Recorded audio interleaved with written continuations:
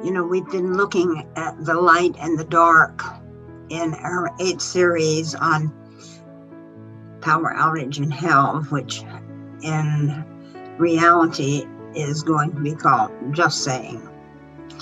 It's a change in the name because I am not an expert in world events, or I'm not an expert in anything to do with current news.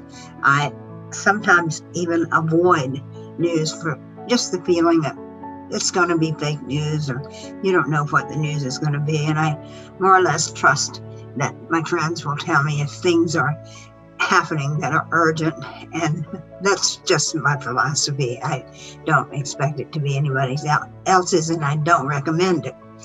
But what I am aware of is that our individual journeys into self-awareness, into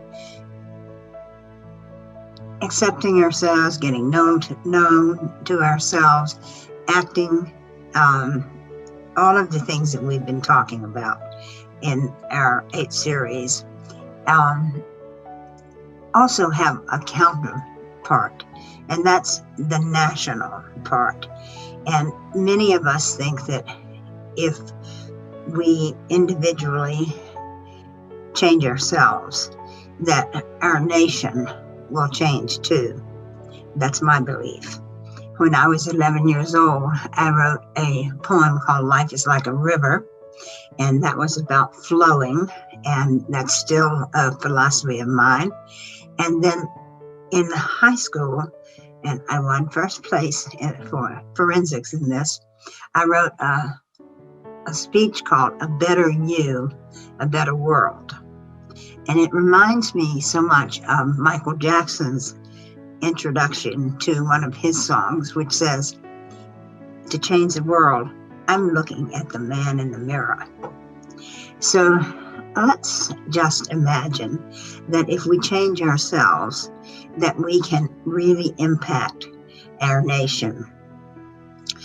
I have, in addition to that, thought about what a nation as a whole can do to impact the individuals in the nation and the policies of the nation. And I will be doing some research. In this case, I will be looking for real news on different countries, particularly China. I'm very interested in Nigeria, and I'm also very interested in Israel. When I was younger, I had a vision of Israel having two components, and that was the Old Testament and the New Testament. And I had a vision of them splitting apart like lightning coming through a heart. And I will certainly never forget that vision. I turned to the person next to me and I said, did you see that? It was, no, I didn't see it. Hold on just a second. Hey, I'm in the middle of a video. Bye. Sorry about that. It's a friend, I wanted to connect with her. I liked what Michael Jackson said.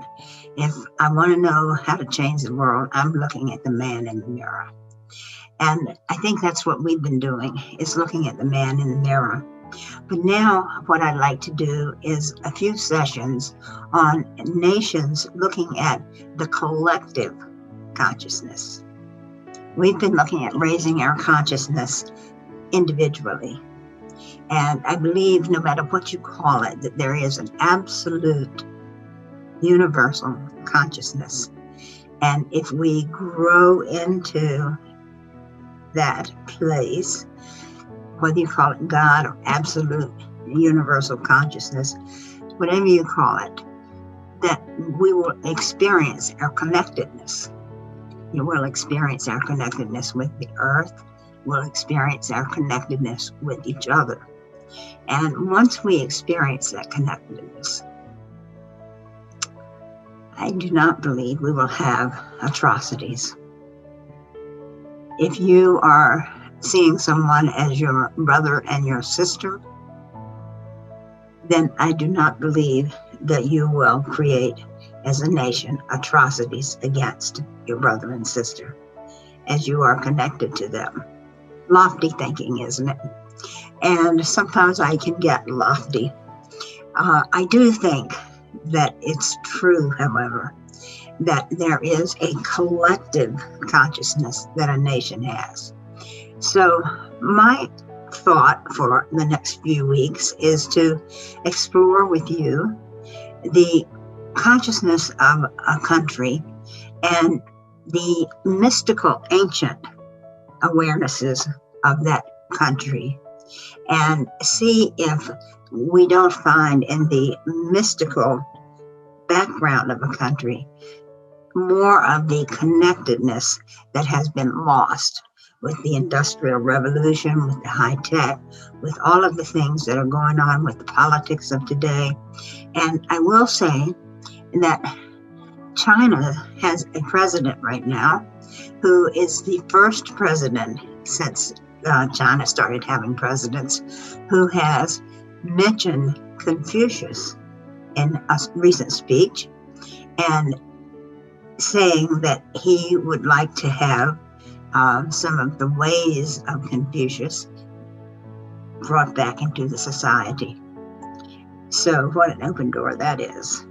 I don't know that a lot of people who are in the Western spiritual tradition would think that Confucius is the way, a way, but I believe that the absolute higher power can use various mystical traditions in service of, if you want to say God or the higher power, in service. And so I see China as having a tremendous possibility. And I know once in my life, when I was somewhat down and out, I was given a book called The Book of Changes, and it was a Chinese book of changes, and it had 64 hexagrams in it. And I use it every day. You toss coins, and then it comes up with a hexagram. And it was my guidance. I used it as guidance. So I did that for China, just for the sake of seeing what would come up if I did one for China. And what came up was the turning point. Interesting. I would not say that you always should go by that, but I will be designing some experiential work for China. Whether they do it or not is only in their hands.